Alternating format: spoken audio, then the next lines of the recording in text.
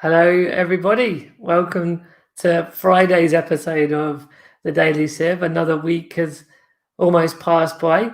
I hope you've all had a good week and all ready for a nice relaxing or maybe not relaxing but fun weekend.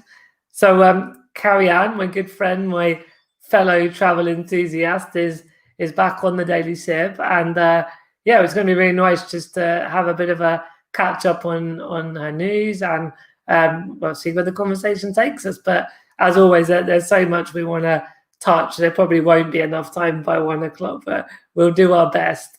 So Carrie-Ann, thank you for joining me today. Thank you so much for having me again. Like I always love chatting with you, but I think, it just goes to show how in demand you are, Martin, that I kind of have to come on the Daily Sib to be able to have a catch up with you. Definitely. Well, I mean, as we were just saying before we went live, there's so much going on in the world, and obviously, as individuals and for you, that there's lots going on. So plenty to catch up on. Let's kick off sort of with a bit of a general bio type, sort of who you are and what you're up to in general, and we'll sort of then catch up on the news as well. Cool. So my name's Carrie-Ann Lightly. I have cerebral palsy and use a wheelchair. I am a blogger and freelance writer focusing on accessible travel, and I also work in marketing for the national disability organisation AccessAble. Brilliant.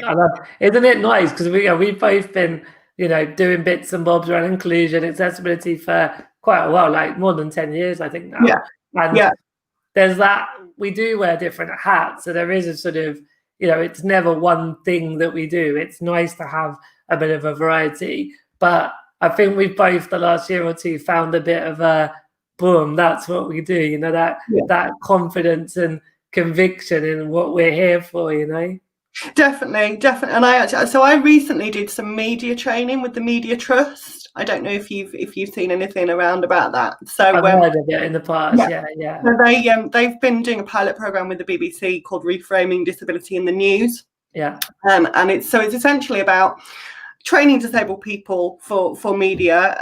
But the whole campaign is around disabled people being experts in things that have nothing to do with disability. So, get us on the news to talk about what we know about, but you don't necessarily have to reference that we're disabled. Yeah. As part of that, it was like, right, you need to sort out your intro. You need to, because it is hard when you wear so many different hats. Like, who am I? What do I do? Yeah. So, that was a really good takeaway from that training, was like... Yeah, that's great. Because it is, this is media. We're both sharing what we're saying to people through the medium of the internet. So this is media. It's not TV, radio, but it's all media. And I think I think our passion's always shone through, and there's a general, we believe in inclusion and accessibility. That's always come through as well. But it's important to land points quite punchy as well, isn't it? I think that's which I'm not really good at because I talk too much. Well, we both have so much we're interested in. That's the other thing, isn't it? So cool. So I think I guess we sort of caught up that there was COVID had kicked in, and there was sort of, I think you mentioned a few bits that you were up to, but just what's been going on the last couple of months, really. So I feel like the last time I came on the Daily Sib, it was like right at the beginning. I think it was April time, like right at the beginning of sort of lockdowns and stuff like that. Yeah. And I was really like, what am I going to do? Like, I can't write about travel. What does that mean? Am I just going to give up? Like, am I going to stop blogging? I was having a proper crisis of confidence. And so obviously the weather was gorgeous at that time. So I've been lucky with the weather, right? Have a quiet few weeks, to be honest. Just, take a step back, enjoy the weather, enjoy some relaxing time. And as you know, because I know that you're the same as me, that we're not very good at taking time off. But it benefits you so much when you do. You come back feeling so much more creative and energized and with so many more ideas. Yeah. So, and I did, and that was what happened. And that just sort of me sort of coming back into it really coincided with restrictions being lifted a bit, people tentatively starting to think about traveling again. And I just had this sort of light bulb moment where I was like, do you know what? People still need this information. They actually need it now more than they ever have done before. And in reference to accessibility information for travel. And actually, disabled people need even more information now to enable them to travel and even just leave the house safely. It doesn't have to be, it could be other side of the world or another country. And so, like you say, there's probably quite a lot of information that someone would need and want because of COVID and all the other things we have to balance and work out with a disability and traveling. But it could be travel in like a day trip somewhere not as far away, right? Absolutely. You know, some of the best days out I've had have been like 20 miles down the road from where I live. Yeah, so true. And that's a lesson that I've learned in the last few years, that travel doesn't have to be extreme. You don't have to go to the other side of the world. You don't have to do something Instagram worthy every time you want to have a trip or a day out or whatever. I do feel, Carrie-Ann, that we're like, there's a new generation of crazy and disabled people, and we're like, quite enjoy a day out with the National Trust, and I like genuinely love that. But I kind of see, like, in our 20s, it was all about going up mountains and just putting in as much as we possibly could, like squeezing it all in. Yeah, and I'm not about that life now. Like, this evening, for instance, you know, I'm going out with a couple of friends this evening, and we're going to drive to a local sort of seaside place, get some fish and chips, and just, you know, sit in the car and look at the view. And I can't wait.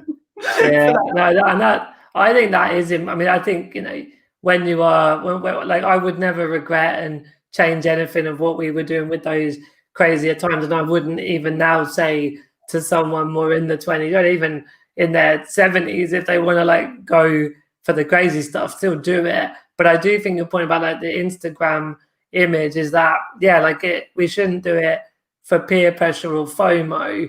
You do it because you really want to. And equally, that, like what you've described tonight, sounds brilliant. Like you get out of the routine, get out of the house, you have some nice bit of dinner with some friends, and you get that nature and the views as well. 100%. And I will probably take a photo and stick it on Instagram. But it's like we said last time, isn't it? It's doing it because you want to do it and not doing it because of the audience. Yeah, it's not about, there's a general like audience watching who aren't influencers that are, you know, influenced by influencers. The message here is, don't do what the people follow you do for the sake of it. Do find out what you want to do. But for me and you, as inverted commas, I hate sort of self-labeling as influencer, but like we do post content and we have a community and a following. It's like we can't do it because of what, like, the next level for what our audience wants to see. So it's all about basically not having peer pressure, right? Oh, completely. And just doing you and being you. And, you know, I think that's what I've really learned recently. Probably, in the last couple of years, I've found my confidence so much more to just, as I said, not do things in a performative way, but also just be really honest with the content I am posting. And not necessarily be influenced by what I'm seeing other so-called influencers doing. There's a space for all of us at the end of the day. You know, we've all got a story to tell and we've all got a unique voice. And it's so much more fun when you're just doing your stuff as you. I totally agree. I was just going to check on the sound wise. There was suddenly a bit of a crackle and it went muffled for a second. I don't know. Is your mic on your laptop? It is, yeah. Yeah, it might just be you accidentally brushed it in, but it's working. It was just to double check that the sound was okay.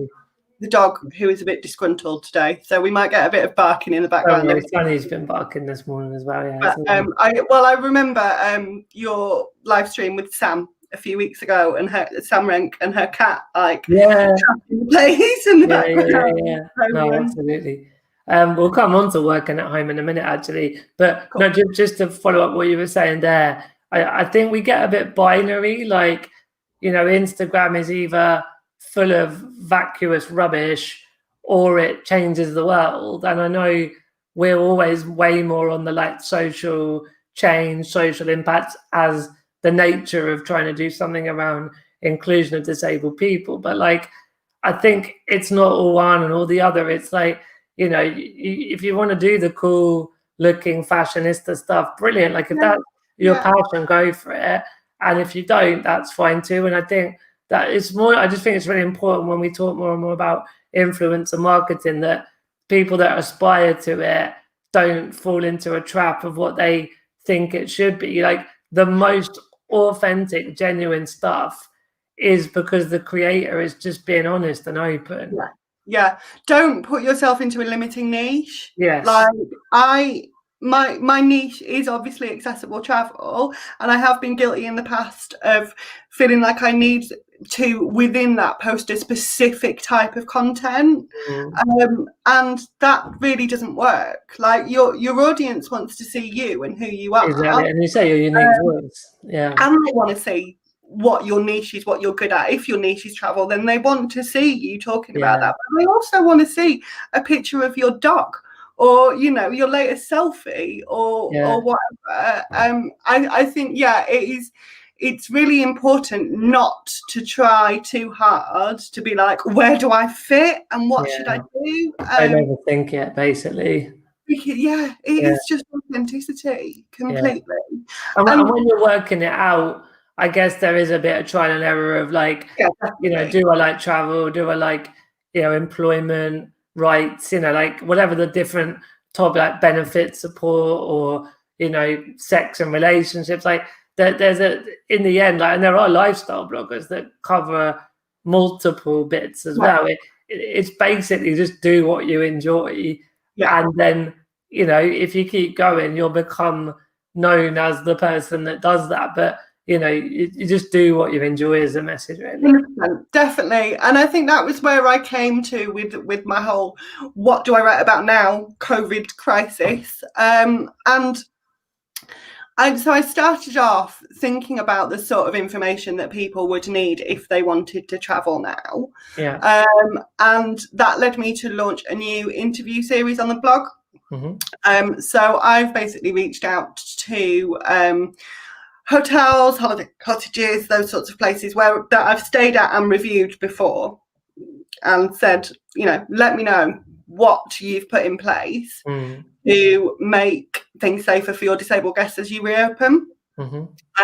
So we cover things like cleaning procedures, any extra training that's been taken, what's open locally, if accessible toilets are open, how many people might be on site at any one time, differences to check in and check out, so when the last person was there before you arrived.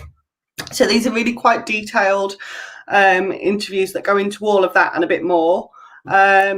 Just because, I did a bit of market research on Twitter, and so many people were like, I do want to travel again at some point, even if you're booking for next year or even the year after, one way or another, I'm sure the COVID stuff's going to pass, and, we don't know what it looks like or when, but, in months and years, it should be sort of away and safer. So we will be traveling again at some point. We will. Yeah, exactly. And so like you say, people still want to dream, even want to daydream about when it goes away. I want to go here.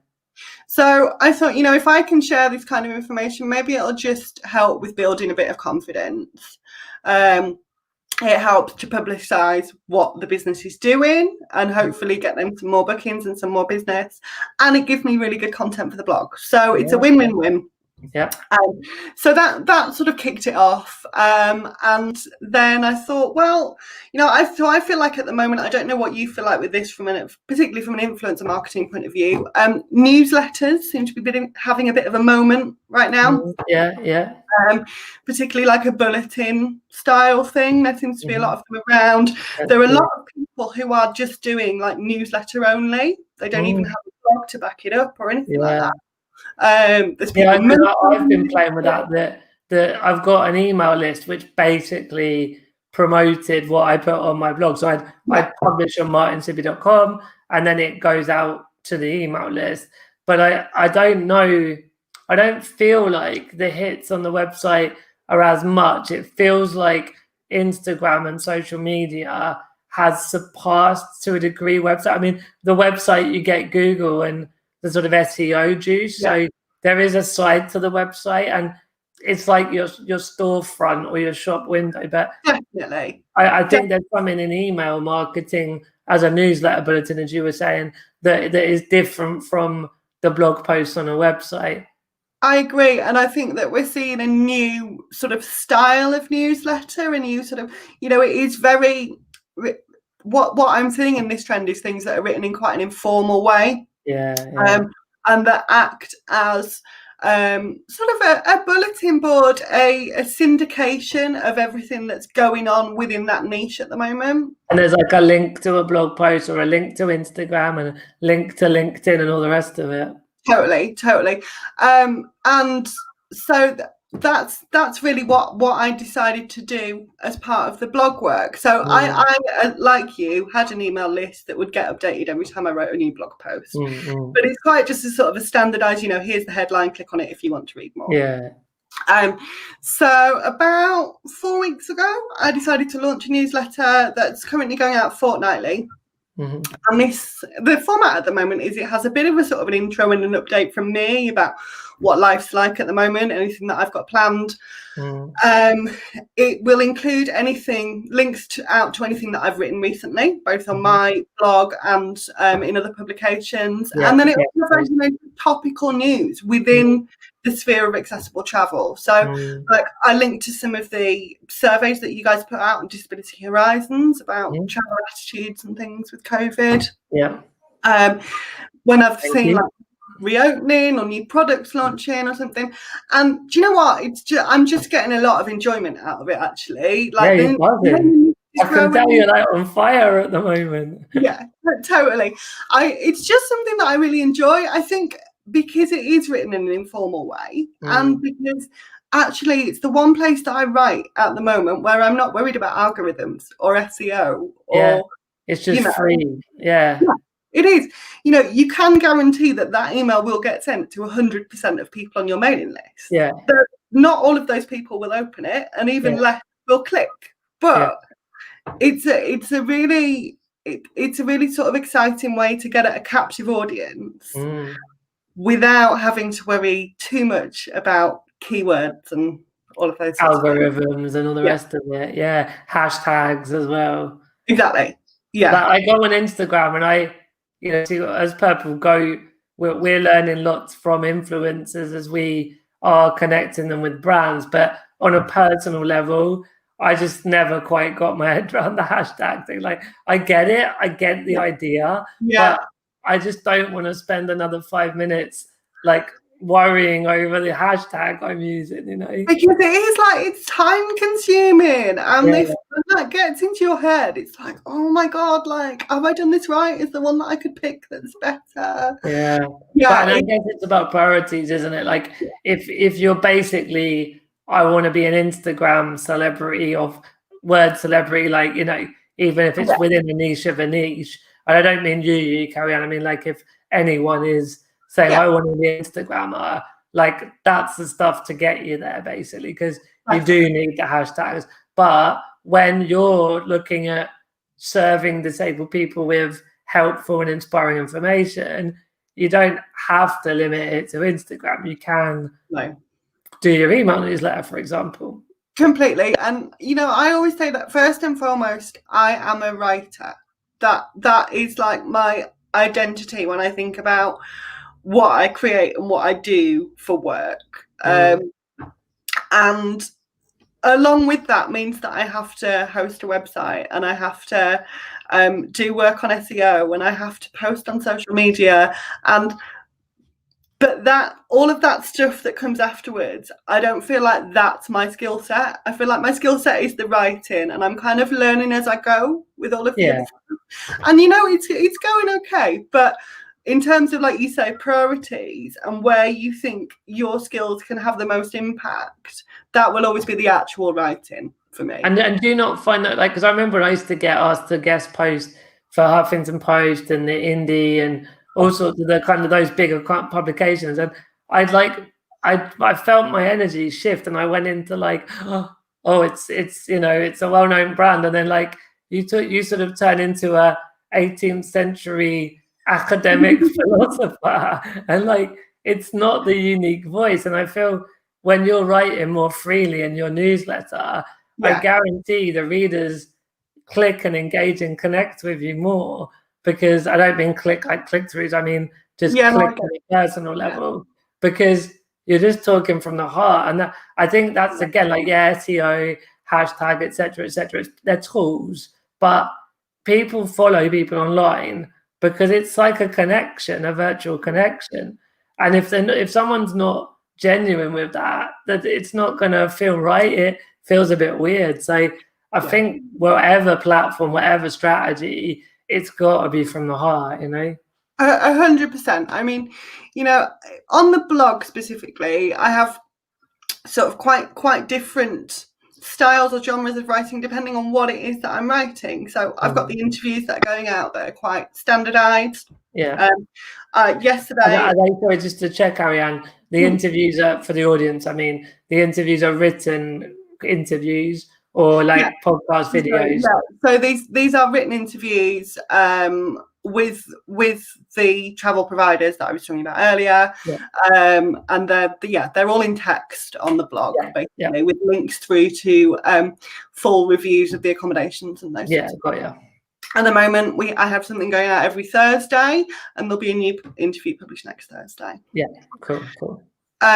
So but they're quite standardized. They're actually written by the interviewees, so they might not be my style. Like yesterday, I published a product review about the freewheel wheelchair attachment. Yeah, I saw that. Which actually has gone down really well. Like, I've had a lot of feedback on that post. Sometimes it's surprising. It's like sometimes those little ones that I'm not expecting to reach that many people. Surprise me. And so that's kind of the travel review side of things. But then I also will write from what I call an opinion piece, or a really like from the heart point of view. And I love that. I do love to write like that, but it's draining. It's exhausting. Yeah, and if you do it like every week, I'll write from the heart. It's like, okay, what am I going to write about? And then you're forcing it again. Exactly. So, those pieces, like I wrote one a couple of weeks ago about my identity as someone who has to feel like they're coping a lot of the time and struggle to ask for help. And, it resonated with so many people, and that feedback means the world to me. But I cannot write like that every week. I just can't. Sort of the ideas build up, particularly through tough times. You accumulate a load of really interesting ideas and content to share, because it's quite cathartic, but it's also helpful for others. But ultimately, you can't keep doing it because it's just exhausting. Exactly. So I think that's another lesson learned, really, that I can put content out regularly and to a good schedule, as long as I'm really not trying to sort of make it perfect or dig deep with every single one. There are different ways in which I can write that will still be helpful to people. Yeah, absolutely. Cool. Well, we'll crack on with some more questions and thoughts. I'm just going to go to the audience. So Gavin says, "Hooray, Carrie-Ann is on. The Daily Sip Circle is complete." Hi, Gavin. And Connor says, "Hey, my two friends." Hey, Connor. Hey, Connor. And hey, Gavin, of course, from me as well. And absolutely agree. Is it Adam? Is it Jonathan? His first name, I think. Yeah, I think so. Yeah. Yeah, absolutely agree. I'm heading to the Highlands for the weekend. Don't need to travel far to enjoy. If I went to the Highlands, that would be far away because I'm in the southeast. But if you already live near that, what a fantastic place to live. That's amazing. So I've actually just booked like my first blog review trip of the year. So we're going to Scotland in the middle of next month, in the middle of September. Lovely. Staying in a brand new, like newly launched accessible static caravan on a gorgeous like countryside caravan park. Yeah. No, I'm looking for that. We've sort of strategically timed it so it's the middle of September. It's in the middle of the week. I'm hoping it's going to be really quiet. It's like 3 hours drive from where we live. Like I do feel anxious about it. I do, because I've left my hometown like twice in 6 months. It will be a bit of a newer one again after COVID. But I figure, well, I'm always, the first time is always going to be anxious. I'm always going to be anxious about traveling again for the first time. And I think sometimes you do have to just like give yourself a bit of a kick up the bum. We had a sort of healthcare professional. It was on I won't go into the details, but I ran a webinar basically, and they made a really good point that, there's always risk when we go out. There's cars when you cross the road, or you're in a car. Like there's other viruses that are always out there. Like there's always a risk that you go out. But I'd also say, with COVID, like we don't really still understand exactly how it transmits. Like, a letter in the post, or like you go round the corner on a dog walk, like it is there and it's a risk. So I don't mean it to scare people more that are at home, but it's like, if where you're going to go and stay, they've done all the right precautions and all the common sense health and safety stuff. Like I don't know that it's that much more risky, to be honest. No, absolutely. And I do think, like, personally, and I recognize that I'm coming from like a privileged position with this, but I am in a position where I am able to give it a go. And and put all of the precautions in place that I can, and hopefully have a nice time. But I am a person who is and has always been prone to anxiety, and I know that personally, avoidance is not always good for me, and it can build and build. And I know from past experience that sometimes I have to go against what I actually want to do and make myself do something that doesn't feel very comfortable, because there's almost more of a risk to me and my mental health if I just say, right, I'm not going to go anywhere, I'm just going to stay at home for the rest of my days. I actually could manage that quite well. I could organise my life in such a way that I could go out for a couple of dog walks a day, and that would be it. And life wouldn't be much different, but it also wouldn't be as fun. And I feel like it's a limiting place mentally. Cool. I'll go to a few more comments coming in. So Georgia says, I love what you're doing, Carrie-Ann, with a big kiss there for you as well. Juliet Llewellyn, interesting to hear about your newsletter, Carrie-Ann. As there are oftentimes I'm only well enough to check email and not social media, and so rely, I think maybe it's... Is it cut off? And so rely on receiving information this way rather than social media. So that's actually quite a disability-specific reason of how emails is sometimes better than the noisier, busier social media world. And I think, you can also, you can flag it or whatever and come back to it later. It's quite difficult to do that with a tweet or, that's true. I know you can bookmark stuff, but... but it's fast-paced and it's sort of old news, isn't it? Whereas an email, you come back to it like a book almost. So I'm hopeful that will build and grow, but also I feel like it's sustainable. Like, I know that we're going to go on to talk about AccessAble in a minute or two, but so the AccessAble team, we've all been working sort of flexible and reduced hours throughout COVID, and so I have had the time to pick up other stuff like creating a newsletter, for example. But I have got it into a routine in such a way now that I feel like it is going to be sustainable for me to keep doing, even when it's busier at AccessAble. Absolutely. Because actually it doesn't have to take up a huge amount of time. And if you're on a busy week, you could do like 2 paragraphs of kind of 2 key points in the last fortnight. Boom, like you're still in touch with your readers. Completely. And I mean, actually, my process in terms of like gathering the news, it's just Google alerts, really, and stuff that I would normally be tweeting. I just stick with conversations with like friends and colleagues, and like you just hear stuff, don't you, in everyday life? Yeah. So it's not actually any extra work for me to sort of gather all of this news to put in it, because it's stuff I would be looking at anyway. Yeah. So yeah, I'm hopeful that will build and grow and become a really helpful resource. It sounds like a really good like clarity of the way forward. We got a question from Kevin about it. Hi, have you noticed improved open and click rate with your new form of newsletter bulletin? Plus, has COVID increased email engagement? Definitely an improved open rate. So I'm coasting around 50% open rate at the moment. Is that 15 or 50, just to clarify? 50. So that's really high, Carrie-Ann. Yeah. The average is like 20. Yeah. So wow. I'm super happy with that. Yeah. It's pretty awesome. Click rate obviously less so much, and that does depend. Sometimes it just depends on how many links you've got in each one. You know, if one edition is busier and more links, more newsworthy than the last, then you might get more clicks. And I think some people will like to read your email but not go down I'm saying some people, not everybody, but some, the sort of rabbit hole of then going on to other places and stuff, you know what I mean?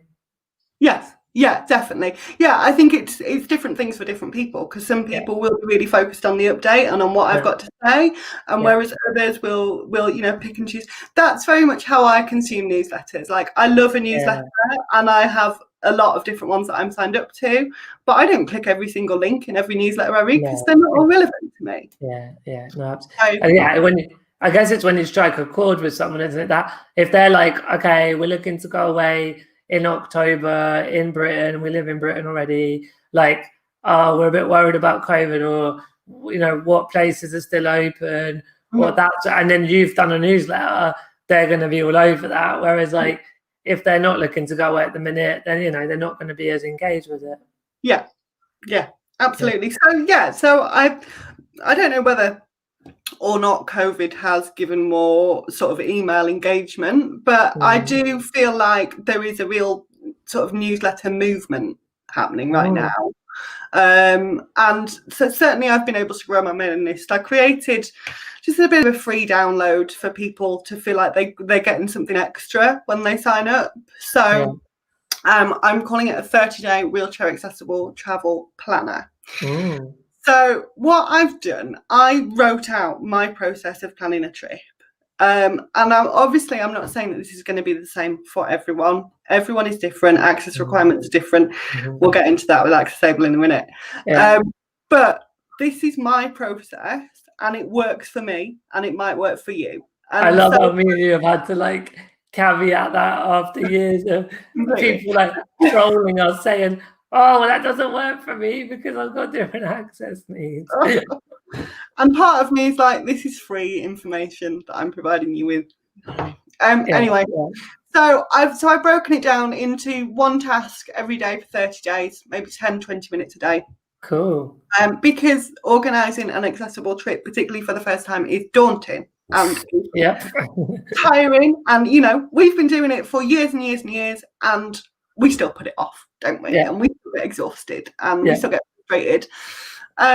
So yes, if anybody would like to sign up to my mailing list, they can go to my website, carrieannlightly.com. There's a subscribe button. You sign up there, and you will be instantly emailed a copy of the Wheelchair Accessible Travel Planner. You'll be added to the mailing list for the fortnightly newsletter, and you'll be able to read previous versions of the newsletter as well. Brilliant. Wow, so much clarity and energy. I love it. It's really good. We got one more question, well, sort of a comment question. Very true, Ari, avoidance, and you're right about balancing your mental health with physical risks, etc. So we're caught up on the comments coming in. Everyone watching, if you've got any other comments or questions, get them in, and we'll try and get around to some more of them before the end. But yeah, let's that sounds like a good segue to AccessAble, right, Carrie-Ann? Yes. Excellent. Let's talk about AccessAble. What is it for people that don't know? Let's do that first. So AccessAble is a website and a free mobile app which contains detailed factual accessibility information for anybody to access. So they are access guides to all different types of venues and buildings all across the UK. So the more tourist type buildings, hotels, pub, restaurants, tourist attractions, also hospitals, universities, shops.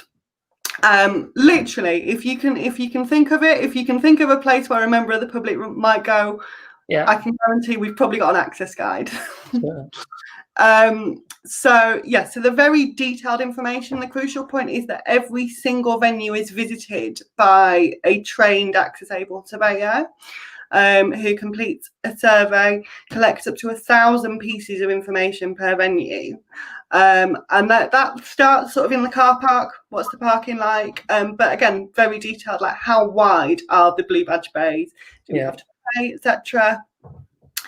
And then that journey is taken right the way through the building, from the entrance to the toilets to eating and drinking, whatever might be relevant for that particular building. Mm-hmm. Very, very detailed measurements.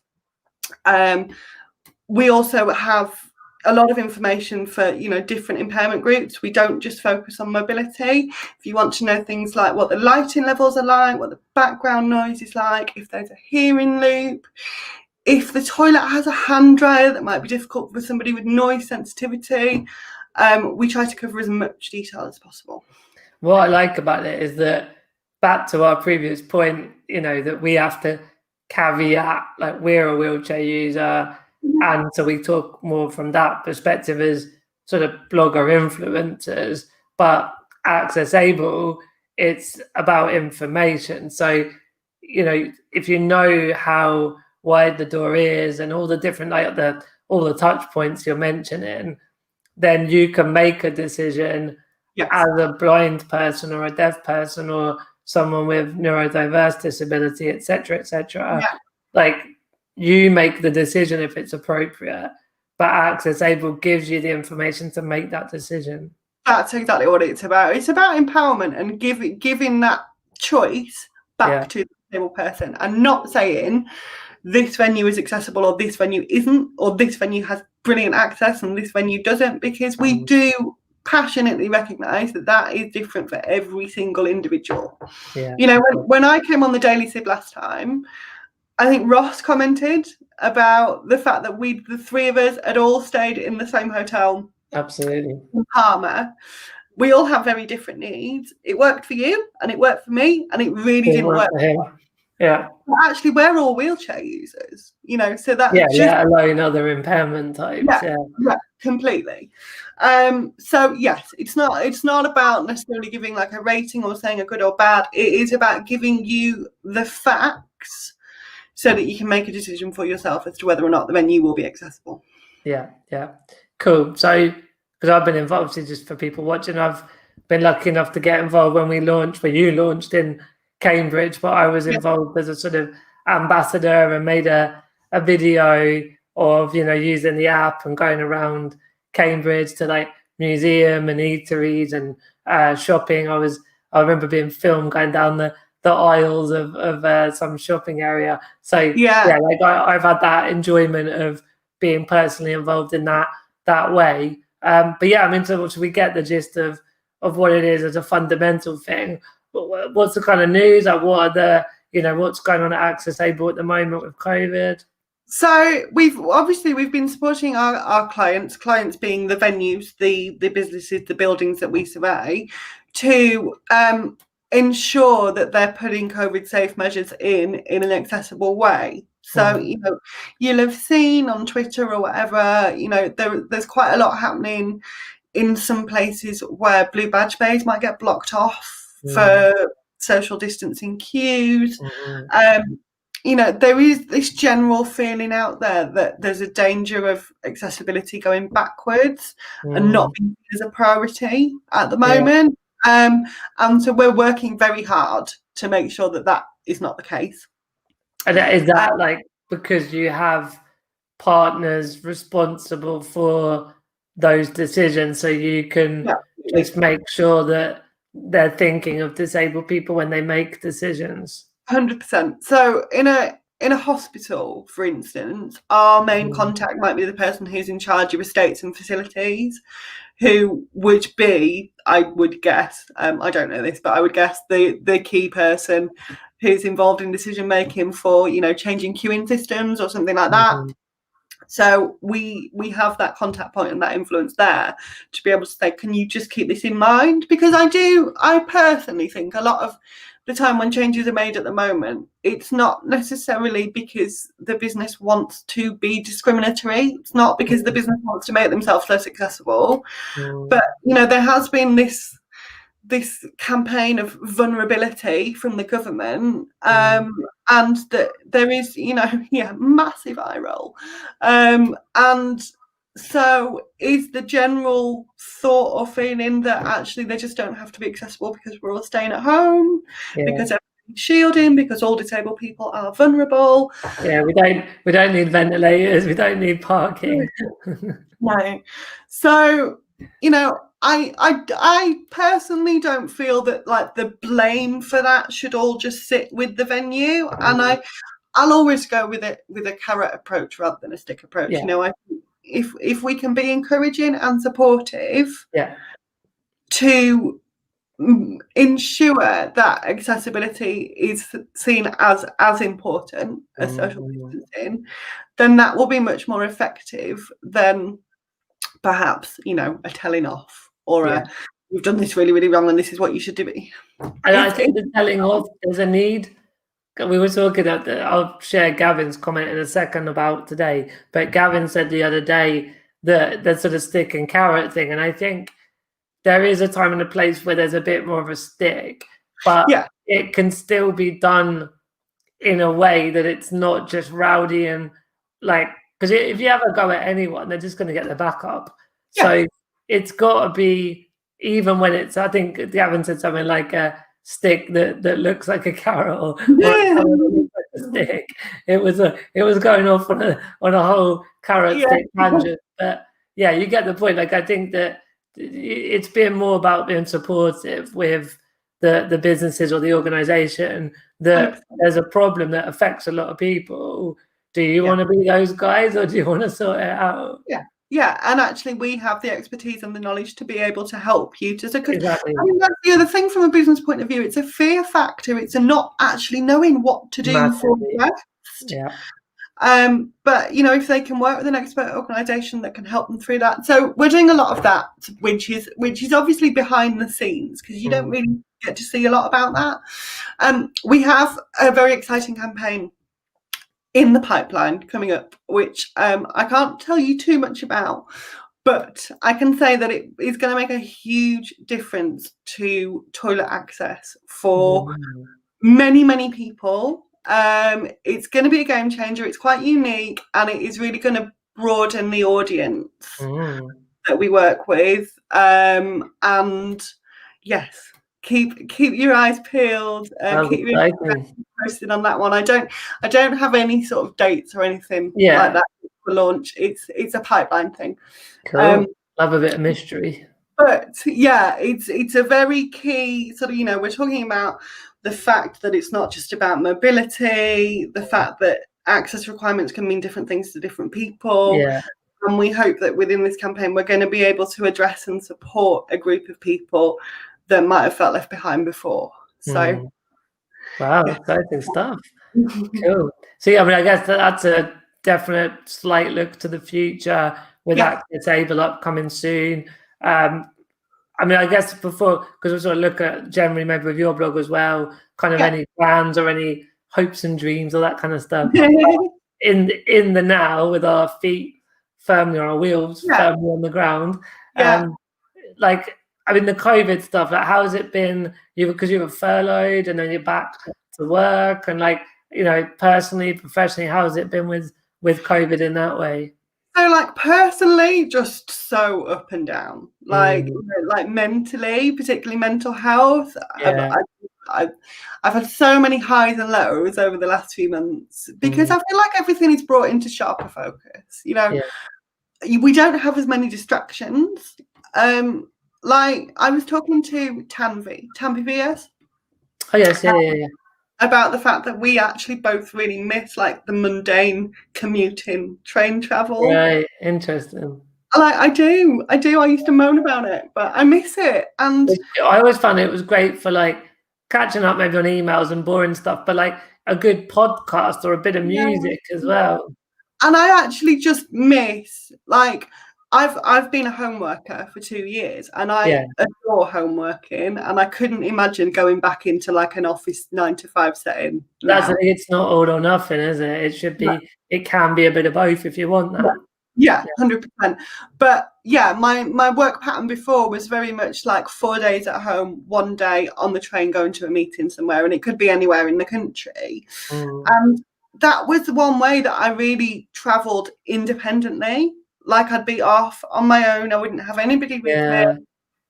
I miss that. I miss that feeling of like self-sufficiency, and being somewhere unknown, and like even just pushing my wheelchair half a mile from the station to the meeting venue and getting that little like boost of I did that. That's true. Really helped me, that endorphin kick.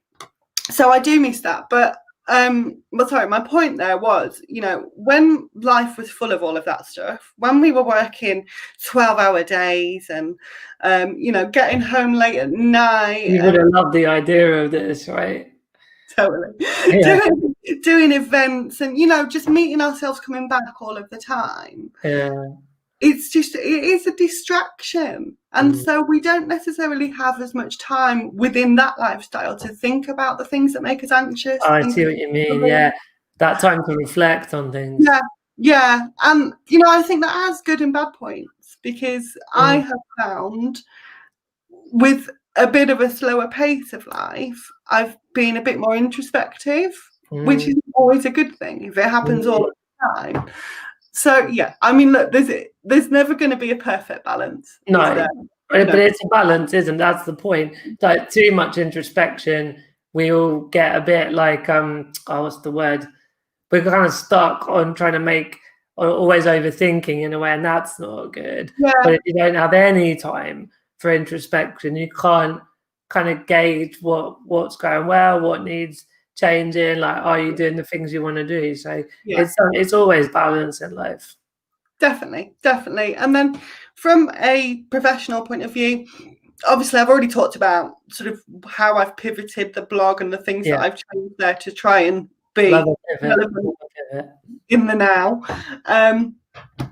From a professional point of view, AccessAble wise, we essentially paused our marketing for the first months, because we are all about disabled people going out. That's what and we were told to stay at home. Yeah, exactly. And we kind of flies in the face of AccessAble. We just didn't feel like it was right or responsible. No, I agree.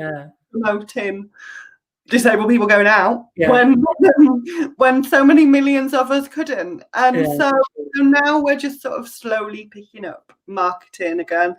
We've been working very hard in the background to maintain the service, to keep it as the service that everybody knows and loves. I've talked a bit about what we're going to be doing in the future and how we're going to see some growth. So right now is about sort of shouting about ourselves a little bit again, getting the marketing out there, looking at collaborations with other organisations, because we're always keen on working collaboratively, and that is a big part of my role. Is looking at partnerships with other organisations and who we can work with. So, I'm hoping that that's going to get picked up again a bit, and just that we can start shouting about ourselves a bit again and supporting disabled people to go out a bit more. I think the biggest problem when it kicked in was, can the NHS cope, and will there be a lack of intensive care beds? And but that was the big concern about it. And I think they built a hospital in London for it, and like gradually there's masks, there's social distancing, there's like the world has changed now because of COVID-19. And so I think apart from localized lockdowns, I mean I may be wrong, and we'll see what happens in the winter, but like I feel like that there won't be that massive all-encompassing lockdown. I feel that they've got to keep society and the economy. Like, don't get me wrong, you don't prioritize money over health. Like you don't do that. But I think that we've found ways as society to try and cope while this is happening. So to your point, I think, we will need to get out and move around and try and live some semblance of whatever a normal life is, because the mental health of being stuck at home all day is not good. And so, I think AccessAble is going to play a really important role in that. And I think the key thing is, what we say as AccessAble is we help you to know before you go. We help you to know more and go more. And so now I feel like it's even more important to know before you go, because if you're building yourself up for a trip out of the house, and after months at home, that is something that makes you anxious. It's something that makes me anxious. If I'm going somewhere, I'm still getting my head around going into shops and things. Sure. And so if you've built that up in your head and you've pushed yourself and you've got out there, and then you get to a venue that isn't accessible, or that the accessibility information wasn't detailed enough or wasn't accurate enough, that's just soul destroying. That's just, it was soul destroying before. I was going to say it was always bad. I was going to almost swear, but like now it would be a double whammy, wouldn't it? Yeah. Completely. So, and we will be adding to our access guide information about COVID safety measures and those sorts of things. So, you'll be able to check that information as well. I think that there is a place both for AccessAble and for the information that I'm putting out through the blog now more than ever. And I'm happy that I feel like that, because I didn't feel like that at the beginning of all of this, but because everything was uncertain and nobody, it was unprecedented, as we keep hearing. Unprecedented and vulnerable, rightly or wrongly, are the words of 2020, I think. 100%, yeah. So I saw a meme. Did you say meme or mem, by the way, Carrie-Ann? Do you know what? I don't even know what to say. I know that word anyway. I saw one of them, right? Photo. I saw a photo, and it was something about the thunder. Going about you, we had really big thunderstorms the last couple of days in Cambridgeshire, and it was like it was something about it being thunder, but because it's 2020, it's probably Godzilla coming down the road. Not surprising anymore. Cool. All right. Well, we got Kevin saying subscribed earlier. So you've got a new subscriber. Welcome to the family. And then we've got Gavin saying big fan of AccessAble and love promoting them through our own platform. Some people like to just turn up, but many want and need to have as much info as possible before they travel. Keep up the great work, Carrie-Ann. Thank you, Gavin. And that just reminds me, it's probably an important point to mention. So obviously I've talked all about the access guides and what they do. I mentioned that it was a website and an app. I've talked about knowing before you go. But the key point is that there is an app that will give you access guides in your pocket. So if you don't... the audit side, and then there's the community-facing app. Yeah. So if you don't want to spend hours researching on the internet before you go somewhere, if you don't get joy out of that like Martin and I do, then you can just arrive somewhere, open up the AccessAble app and find out what's near you, and it will tell you, where's the nearest restaurant with an accessible toilet. You can set your own filters, your own accessibility symbols. It's a very, very powerful thing. We hope when spontaneity is a thing again, that it will really allow disabled people to be a bit more spontaneous, because I feel like that's something that's quite lacking in life when you have an access requirement. Yeah, agreed. Cool. Well, we're at the end, Carrie-Ann. I mean, give another shout out for websites. I would say at the end, like, where can people follow you and find you? So give a little call to action if you want. Yeah, so my blog is carrieannlightly.com. All of my social media is linked to from there, and you can subscribe to the newsletter there as well. Thanks for subscribing, Juliet. Awesome. And then AccessAble is accessable.co.uk, as Martin spelt it on the title there. And the AccessAble app is free to download on iOS and Android. And Gavin's dropped us a link. Thanks, Gavin. So that the actual link is on LinkedIn. You can see at the bottom left, it's got the LinkedIn logo over Gavin's photo with Richard Branson. He hangs out with people like Richard Branson. Is that Gavin? He's the one. He's got more of a beard now than in that photo, I noticed. I saw your stream the other day. I'm loving the hair at the moment, Gavin. There's a few people gone. I spoke to a guy we've been chatting to at KPMG, and I interviewed him before, before lockdown, but maybe a year ago. But it was like short hair, clean shaven, all that. And he's been working at home, and I was like, "Whoa, it's Thor!" Because it was like long blonde hair and a beard, and it was like complete transformation. So awesome. The lockdown look, I think it's becoming. Yeah, why not? Cool. But it's good. It's a good look. It's a good look. Well, I'll come on to the Facebook and the LinkedIn comments, and I'll drop some links on as well. Yeah, drop it. Drop the mic. Drop the links. We've got someone on YouTube now. Fee. Oh. Hi guys, I'm very new to the channel and I'm a full-time wheelchair user. I just want to say thanks for what you're doing. I've learned so much over the last week or two. Oh, that's lovely to hear that, Fee. Thank you for saying that. All right, well, everybody, it's the weekend. Well, you might have another few hours of work. I've got 2 pitches for new clients, so I need to go get my head on actually and get ready for those pitches. But once the day is over, enjoy your weekend. And thanks for everyone that's tuned in this week. And we'll be back Monday for the next episode. And in the meantime, thank you, everyone. And thank you, Carrie-Ann. Thank you for having me again. Bye-bye.